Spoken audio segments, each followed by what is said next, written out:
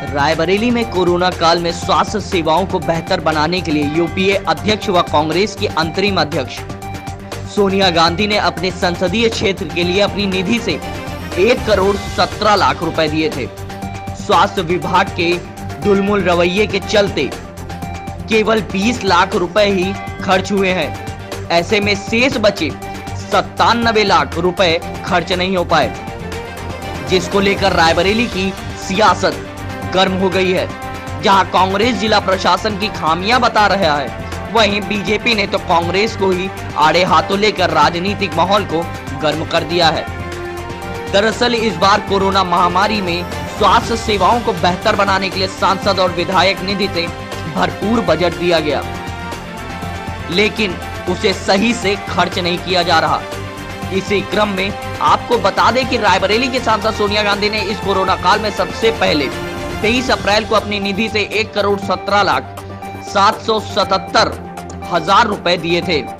सोनिया ने डीएम रायबरेली वैभव श्रीवास्तव को एक पत्र लिखकर भेजा था, जिसमें उन्होंने अपनी सांसद निधि में उपलब्ध पूरी धनराशि कोरोना सुरक्षा में खर्च करने की संस्तुति दी थी।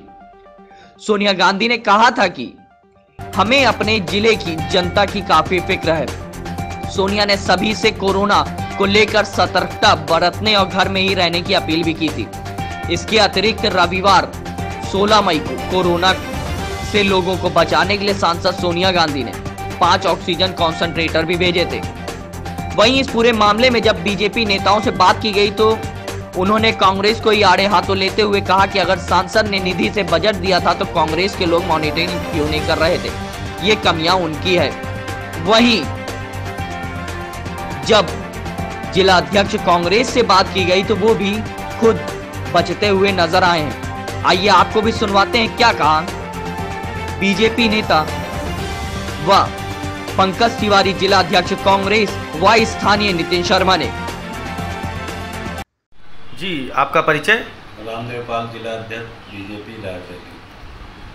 जी, आपसे पूछना चाहेंगे कोविड काल में रायबरेली सांसद श्रीमती सोनिया गांधी जी ने जो अपनी निधि भेजी है वो अभी तक खर्च नहीं हो पाई है।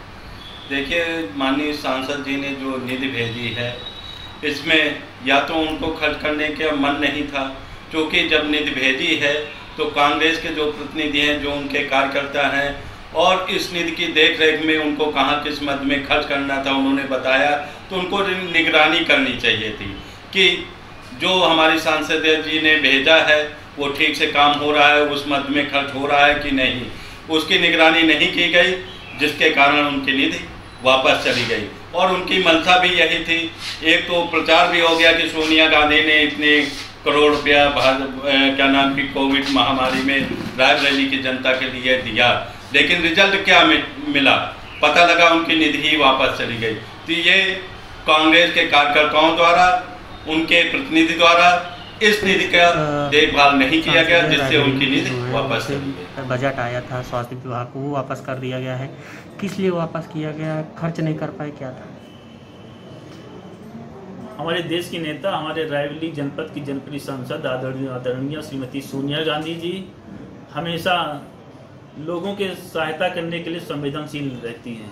कोरोना की जब ये दूसरी लहर आई तो सोनिया गांधी जी ने रायबरेली को डीएम के माध्यम से 1 करोड़ 17 लाख 77 हजार रुपए दिया कि इन रुपयों से जो कोरोना पेशेंट हैं, कोरोना मरीज हैं, उनकी हर तरह से हर संभव सहायता उनकी किया जाए।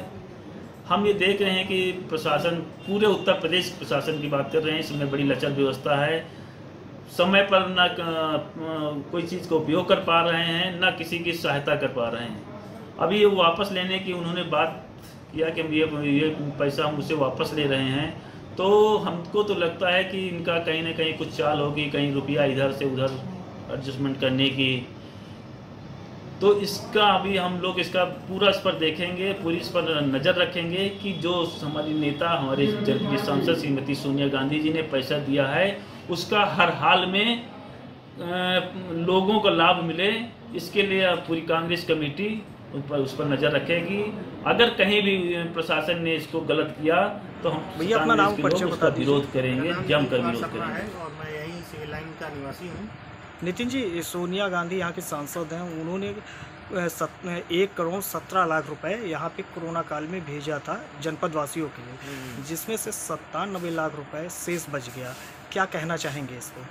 देखिए, जो पैसा शेष बचा है प्रशासन की, इसके लिए हम लापरवाही कहेंगे, क्योंकि प्रशासन और स्वास्थ्य विभाग को चाहिए था कि लोगों को जो ये पैसा बचा हुआ है इसका भरपूर उपयोग करके लोगों को जो भी स्वास्थ्य सेवाएं नहीं मिल पाई हैं उनको पूरी की पूरी सेवाएं दी जाती, और जो ऑक्सीजन की कमी की वजह से लोगों की, बहुत सारे लोग हैं जिन्होंने ऑक्सीजन की वजह से केवल दम तोड़ दिया अपना, तो उनको ये पैसा उसमें उपयोग में लाया जा सकता था। और इसके लिए पूरा जो जिम्मेदार है वो आपका स्वास्थ्य विभाग और प्रशासन।